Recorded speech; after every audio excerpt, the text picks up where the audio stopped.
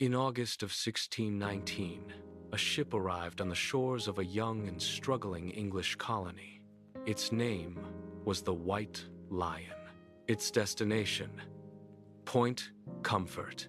On board were between 20 and 30 African captives, men and women who had been violently taken from their homeland and forced across the Atlantic.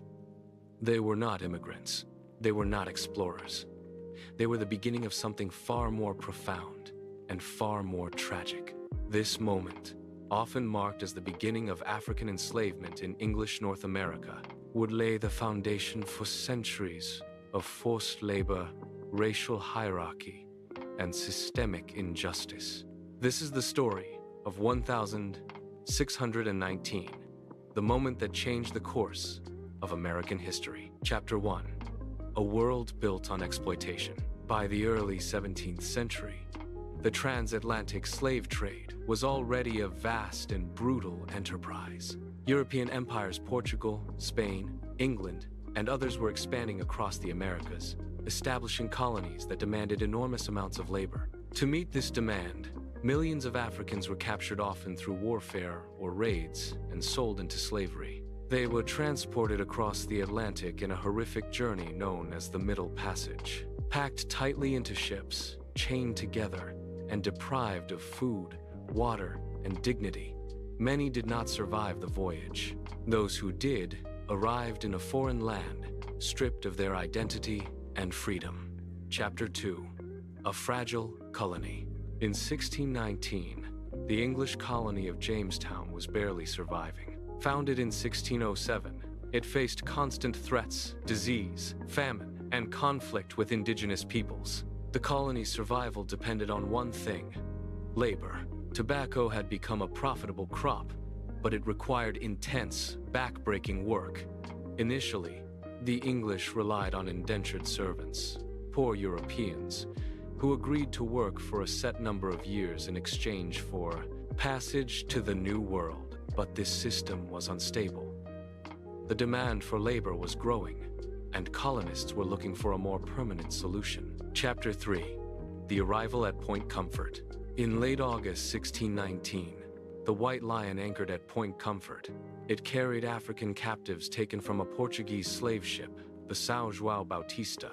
These captives had been seized from the Kingdom of Ndongo, a region deeply affected by European slave trading.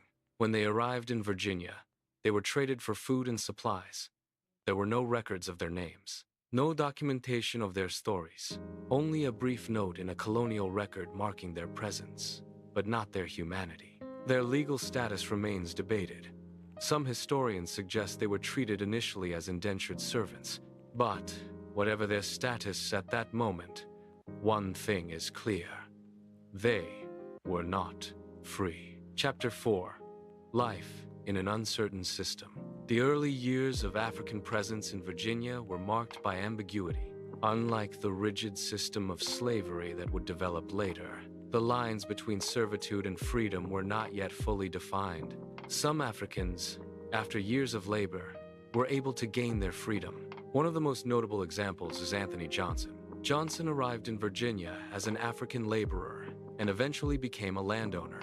He even owned servants himself, both black and white. But his story was the exception, not the rule.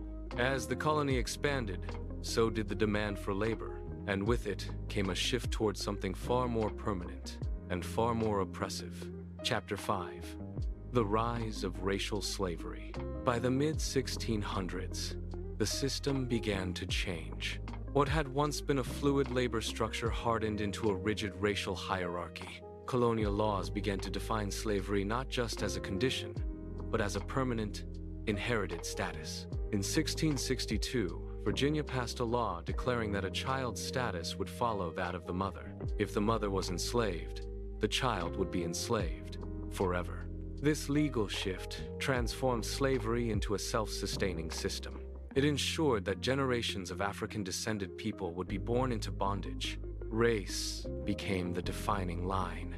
Blackness became synonymous with enslavement. Chapter 6. Resistance and resilience. Despite unimaginable hardship, Africans in the colonies resisted. Some escaped, forming independent communities known as maroon settlements. Others resisted in quieter ways, slowing work, preserving traditions, passing down stories. They brought with them languages, music, agricultural knowledge, and spiritual beliefs that would shape American culture in profound ways. Their resilience laid the foundation for generations of resistance, from slave rebellions to the civil rights movement. Even in bondage, they preserved their humanity. Chapter 7. A system takes root. By the 18th century, slavery had become central to the American economy. Plantations spread across the South.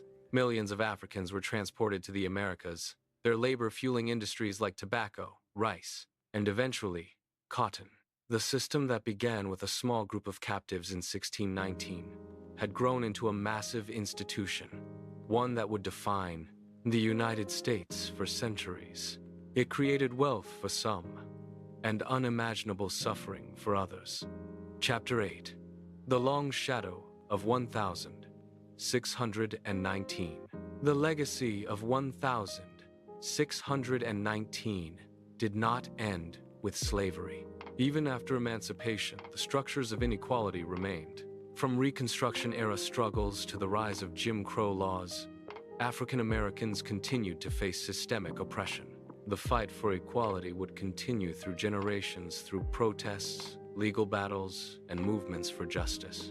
The echoes of 1619 can still be felt today. Chapter 9. Remembering and Reckoning.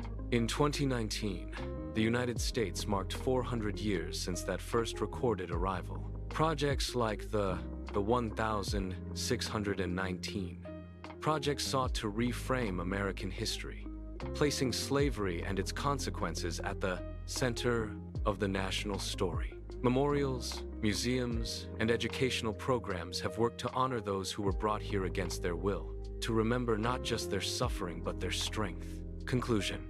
A story of survival and legacy. The story of 1619 is not just about the beginning of slavery in English America. It is about the beginning of a people's journey through suffering, resistance, and survival. Those first Africans, whose names we may never know, helped shape a nation. Their labor built its foundations. Their resilience defined its spirit. And their descendants continue the ongoing struggle for justice and equality. 1619 is not just a date, it is a reminder of where America began, of what it became, and of the work that still remains.